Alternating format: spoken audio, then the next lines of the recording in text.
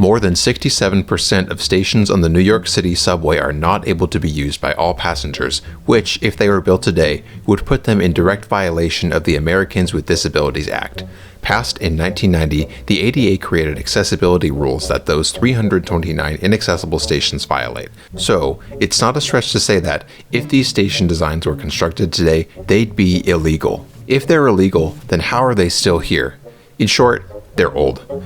New York has only built 4 fully new subway stations since the ADA went into effect, so almost the entire system was built before the law. These stations are grandfathered into being legal, even though they still can't be used by all people, which is tough.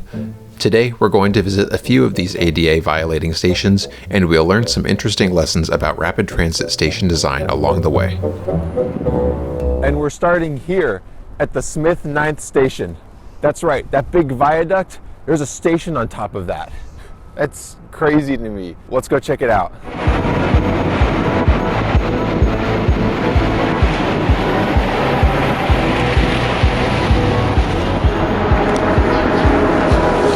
As we ride up to the platform, let's cover some history. This station was built in 1933 and was originally part of the IND subway system on a section called the Culver Line. At 87.5 feet off the ground, it's the tallest station in the entire subway system. You may not know this, but unlike today, New York used to have 3 different competing subway operators. The IRT, the Interborough Rapid Transit Company, built and operated the numbered lines. The BMT, the Brooklyn Manhattan Transit Corporation, operated some of the lines signed with letters, and the IND, the Independent Subway System, operated the others. The BMD and the IRT were both privately held for-profit companies, but the IND was developed in the 1920s and was a division of the New York City government, so it was never a private company, and all IND lines were developed by and for the public. The BMD and IND subway systems were designed to be interoperable, but the IRT system was designed for narrower trains, so trains designed for the lettered lines can't operate on the sections designed for numbered lines. This means that the MTA has to maintain 2 completely separate fleets of trains to run their subways. While it's not uncommon in other parts of the world for individual lines to have individual rolling stock, it's relatively uncommon in the USA. Now we're taking this final flight of stairs to the platform, and we can see pretty plainly why this station is not accessible. There's no elevator. Now, the escalators we rode up earlier are good, but even those don't go all the way to the platform, which is something I also noticed at the Hudson Yards station when I visited there. Peculiar. Here at platform level, we can see that the platform is both curved and sloped. The gaps between the platform and the train doorways aren't really that bad, but still, curved and sloped platforms are design choices that modern rapid transit projects tend to avoid, and for good reason. It's more difficult for anyone with any level of mobility impairment to use curved and sloped platforms. You'll also notice that there are 4 tracks here. The station was built this way for an original service plan where express trains bound for Manhattan could pass local trains. Today, the express tracks are used by Express F trains during peak morning and evening commute periods and are not used by the G train. By the way, I love the G train. It's unique in that it's the only full subway line that doesn't go to Manhattan, and I like that because many trips in New York don't go to Manhattan, and the people making those trips matter too.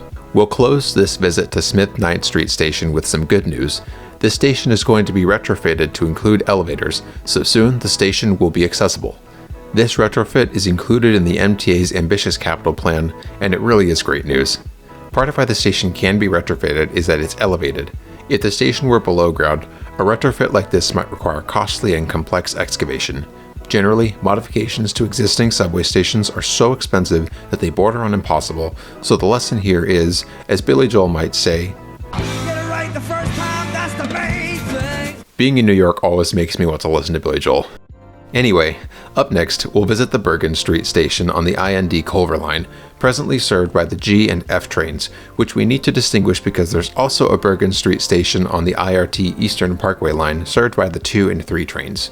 On first inspection, the station looks like a normal New York subway station, but there's actually a whole lot more going on than we can see. The station actually has 4 tracks and 4 platforms, a whole second set below us. Opened in 1933, the express platforms actually didn't get used until 1968 and were only used in service until 1976, so not even for a full decade. In 2019, F Express service was restored to the corridor, so each day a few express trains pass through the station. I believe those trains use the lower level express tracks, but please comment if you know for sure. They very well could use the upper tracks. The station has what's called a side platform configuration, meaning that instead of a single central platform, there are two on either side of the tracks.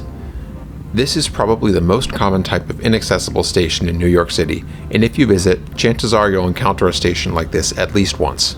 Not only does this type of station configuration have no elevators or ramps for anyone who can't navigate stairs, these also frequently don't have any direct underground connection between the two directions, though some stations with this configuration do have passageways behind fare gates between the directions. But for many, if you aren't careful, you might accidentally enter the fare gates on the opposite side of where you need to be, which would force you to leave the fare area, exit the station, cross the street, re-enter the station, go through the fare gates on the other side, and be forced to pay a second fare. After not being able to be used by people who can't navigate stairs, this lack of connection between two directions of travel behind the fare gates is the second most egregious design issue with this station design type. But this station design type does have one major advantage. The platform is essentially just one flight of stairs down from the street level. If you can make it down the stairs, it's really fantastic, as long as you enter the right side of the station. No other subway station configuration has a quicker walking time from the street surface to the platform. Seriously, look at how quickly I'm able to walk up the stairs and out of the station. Now that we're at street level, I want to point out that this neighborhood is dense, but it's not that dense. The buildings around here aren't much more than 6 stories, yet this station saw more than 2.6 million boardings in 2024, seeing 8,258 average weekday boardings and 10,475 average weekend boardings. That's a lot of boardings. Now, this type of station configuration is only possible in relatively flat areas where the entire street can be ripped up for construction of both the station areas and the entire alignment. Many of New York's historic subway lines were built with the cut-and-cover tunneling construction method, which is exactly what its name suggests. Cut-and-cover tunneling can be less expensive than alternative tunnel construction methods, but those other methods typically require much less surface disruption, so they are favored for construction of modern subway routes. I have really mixed feelings about the Bergen St station. On the one hand, it's inaccessible, and it's not possible to walk from the northbound platforms to the southbound platforms, and that's not good. But on the other hand, you can walk from the street to the platform in roughly 25 seconds, and that's amazing.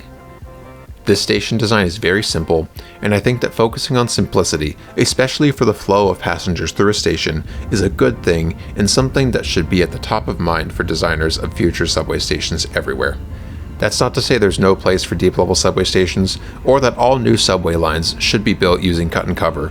Obviously, that's impossible and would be a terrible policy, but station designs and passenger journeys through stations should be as simple and straightforward as possible. Next, we'll visit the York Street station near the Dumbo neighborhood, which opened in 1936 as part of the IND system's 6th Avenue line. It's quite deep, with platforms about 80 feet below the surface, and there are only stairs to the platform. No elevators or escalators at all. But what makes this station so unique is that there's only one way in or out, or point of egress. Passengers who want to board the F trains need to enter through the entrance we just did and descend this flight of stairs, pass through the fare gates, descend a long ramp, then descend even more stairs just to reach the platform. Even more unusually, the platform egress point is at one end of the platform. Normally, platform egress points are toward the center of the platform. Because passengers normally enter platforms in the center, the middle carriages of trains normally fill up first, and that's the case on the F train. But here at York Street, passengers all need to walk along the platform to one end to exit, which makes entering and exiting the station feel even more chaotic than the subway normally feels, as most passengers have to walk down a larger portion of the platform than they do in other stations. This is a problem, both from a passenger safety and station efficiency standpoint. Safety-wise, if the exit to York Street is blocked in any way, passengers in the station would have no other way to get out, and that's really bad. From a station efficiency standpoint, having a single point of egress limits the size of the station's walkshed, limiting the number of people who can easily walk to the station. After calls by community members to improve the situation, the MTA studied options and released a report in 2022. Modifications to the station would be extremely costly, as the station is actually located beneath the Manhattan Bridge overpass, and these massive pillars on the platform are actually a form of structural support for the Manhattan Bridge called underpinning piers, which you can think of as something of a foundation for a bridge. These, of course, can't be disturbed, so station modifications to be accessible had to be creative. The two options identified in the report are for a full accessible entrance or for just an elevator, and, to quote the report, these options are possible but extremely expensive. The ADA-only entrance was estimated to cost $260 million, and the full additional entrance was estimated to cost $450 million. Adjusted from 2022 to 2026 dollars, that's, well, honestly so expensive. To put that into perspective, the MTA could cover 1/6 of the cost of the Interborough Express for that money. Sherman Architects put together an analysis and some nice looking drawings of what a second entrance might look like, and while this is cool, for almost $500 million, I do understand, from a fiscally constrained standpoint, why it's difficult to justify. Their proposal does include gender-neutral restrooms though, which is awesome. Very few rapid transit stations in the USA have restrooms, and that's really something that would dramatically improve the passenger experience of public transit. Having restrooms in public transit stations is normal in other countries, and it should be normal in the USA. Maybe that's the lesson for York Street, that better passenger amenities should be the norm in US public transit stations. Much of New York's built environment feels irrational to our modern sensibilities, and while of course it would be better if this station was accessible, I can't help but be somewhat charmed by York Street. While lacking in the aesthetic charm found in the exquisite tile work of many other stations, York Street sees frequent F service, and frequency is of course very important. The design of the station is kind of insane, but something about the long walk down a narrow corridor packed in with so many other people is exactly the kind of thing one pictures when imagining life in New York City. At least that's what I picture. Even if this station design is less comfortable and measurably worse than most other station designs, there's something kind of romantic about it. I appreciate the York Street station. I'm heading over to the last station I'm going to check out today, and I saw this fantastic fully separated bike lane here. This is great. This is like Europe level. Fantastic work, New York City. You should build these everywhere. These are great. Maybe one criticism of the bike lanes is that they visually stop when you get to this area where pedestrians would be crossing. Now, a shared space is fine, of course, but you would ideally want to prevent pedestrians from queuing in the bike path, and I could see that happening in peak demand periods. That's a pretty minor nitpick, but figured it was worth pointing out. All right, I hope this audio is in any way useful. It's pretty windy. Yeah, it absolutely was not. That means it's voiceover time. Now for our fourth and final inaccessible station, we'll visit one that's almost accessible. This might be one of the most insane out of all the stations by virtue of how close it comes to being accessible. You'll see in a moment. And so when you step inside, there's this pedestrian scale little shop area with a bunch of small stores, coffee and haircuts, corner stores, flowers, like this is just so cool that all of this is right here. A deli right in there. I just think it's amazing that all this is right here. And so you go to enter the station, right? And then you're greeted with elevators, which is pretty uncommon. There is an emergency staircase, but that's not the main way to access. The main way is through these 3 elevators. Built by the IRT as part of their Broadway 7th Avenue line, the Clark Street station opened in 1919, making it the oldest station in this video. It's situated right at the southern end of the Clark Street tunnel that connects Brooklyn to Manhattan, and at 80 feet below the surface, it's about as deep as the Smith 9th Street station is tall. Clark Street has been retrofitted a number of times over the 100+ years it's been in service. Initially built with 2 elevators, those elevators reached capacity in 1930, and the New York State Transportation Commission required the IRT to install a 3rd elevator, which opened in 1931. Then, in 1968, the station platform was extended to be able to accommodate 10-car trains. This is really amazing. Underground platform extensions like this are super complicated, as they often require excavation around an active rail line. That makes them really expensive, so platform extensions like this are very rare. The elevator takes us to this hallway that runs toward the platforms. Accessibility-wise, things have been okay so far, except... What's this? That's right. The elevator takes you down to a mezzanine, and from the mezzanine there are only stairs to the platform. It's just crazy to me that a station like this exists where it's almost accessible, but then in the last lap it fails. Another point of weirdness about this station is that the stairwell has a big block in the middle of it, so if you're on one half of the platform, you can't actually walk to the other half without passing it.